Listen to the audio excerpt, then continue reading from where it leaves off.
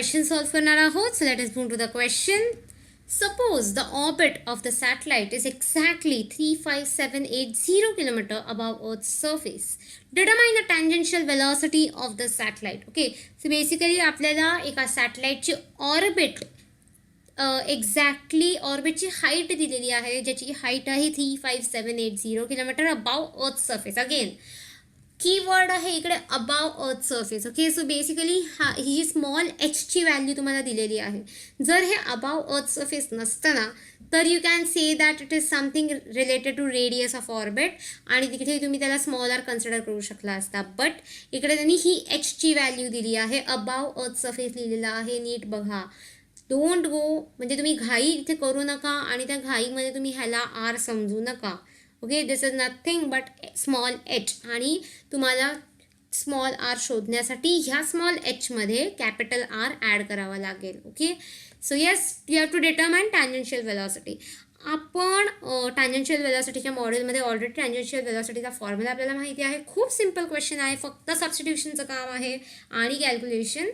So yes, late us move ahead. पहिला आपण given part बघूया. We know that capital G is equal to 6.67 into 10 power minus 11 Newton meter square per kg square. Then we have capital M, which is 6 into 10 power 24 kg. Then we have capital R, which is 6,400 kilometer. Then we have small h, which is height of satellite above Earth's surface, which is equal to 35780 kilometer. Okay, so I guess इतकेच information आपल्याला दिलेली आहे आणि आपल्याला tangential velocity म्हणजे VC find करायचा आहे, right, और V फाइंड करायचा आहे. So do you guys remember the formula? आपण ह्याचं डेरिवेशनही केलेलं आहे, right. V is equal to under root yes GM upon R plus H. Okay, so ह्याच्यामध्ये तुमच्याकडे कॅपिटल Gची व्हॅल्यू आहे, कॅपिटल Mची व्हॅल्यू आहे, कॅपिटल Rची व्हॅल्यू आहे, स्मॉल एचची व्हॅल्यू आहे. फाइंड करायचं आहे V. फॉर्म्युला प्लेस केलेला आहे ऑलरेडी स्क्रीनवर. So pause your video, solve the question. कुठे अडत असाल तर विचार करा, स्वतःचा टाईम घ्या आणि सेम आन्सर पुढे आलं तर व्हेरी गुड, पण नाही आलं तर डिमोटिवेट होऊ नका. इट हॅपन्स, कधी कधी मिस्टेक्स होतात, but learn from these mistakes. Okay, so yes, pause the video, solve करा आन्सर आणि मग नंतर रिजॉईन करा and will solve it ahead. Okay, yes, welcome back. So let is get started. आपण GM, capital R आणि small एचची value इथे substitute करणार आहोत. So capital G is 6.6 into 10 power minus 11. इथे -11 आहे, डोंट गेट कन्फ्यूज, इथे -11 आहे. Then you have capital M, which is 6 into 10 power 24. Then you have small r plus h. इथे मी rची व्हॅल्यू आणि hची व्हॅल्यू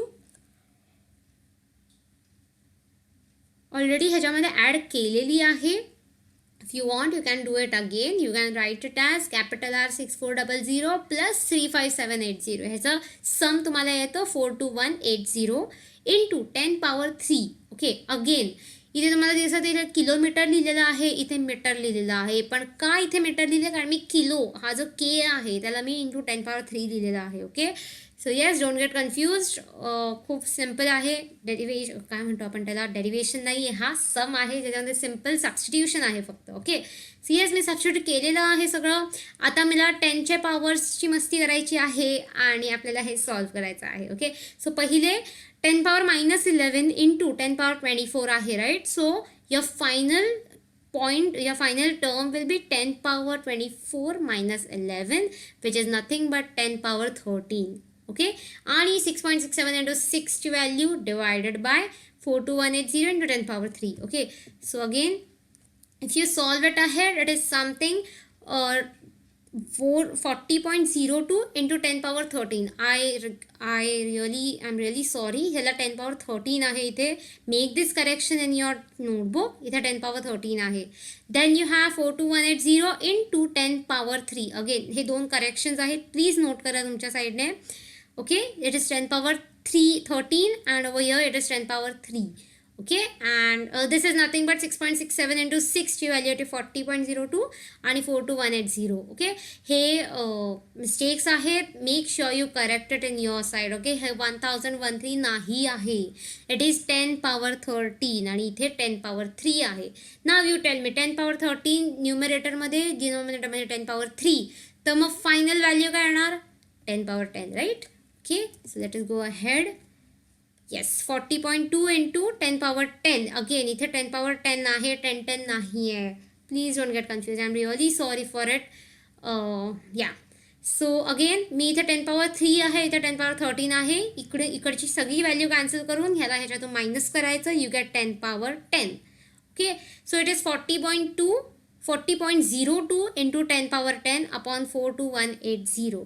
अगेन ह्या दोघांचं डिव्हिजन तुम्ही करा आणि त्याच्यानंतर स्क्वेअर रूट काढा किंवा आधी स्क्वेअर रूट काढून मग त्याचं सगळे प्रोसेस करा. It depends upon you. I would suggest पहिल्या डिव्हिजन करा आणि त्याच्यानंतर पुढे जा. Okay. So yes, this is your final answer. Again इकडे ही जी व्हॅल्यू आहे that is 40.02 divided by 42180 into he x into आहे इंटू 10 पॉवर 10 आहे. Please don't get confuse. I am really sorry for it. या. Next we'll see v is equal to under root 9487,909. Okay. So basically ह्या सगळ्या value जेव्हा तुम्ही multiply divide जे काही आहे ते सगळं केल्यानंतर final value you get is root 9487,909. That is such a big number, right? ह्याचा रूट काढल्यानंतर you get 3080.245 meter per second, not millisecond. I'm so sorry. It is meter per second. So you get a velocity in terms of meter per second. But because this is something related to big numbers, right? आता ह्याला आपण kilometre per second मध्ये करूयात. Do you guys know how to convert metre per second into kilometre per second?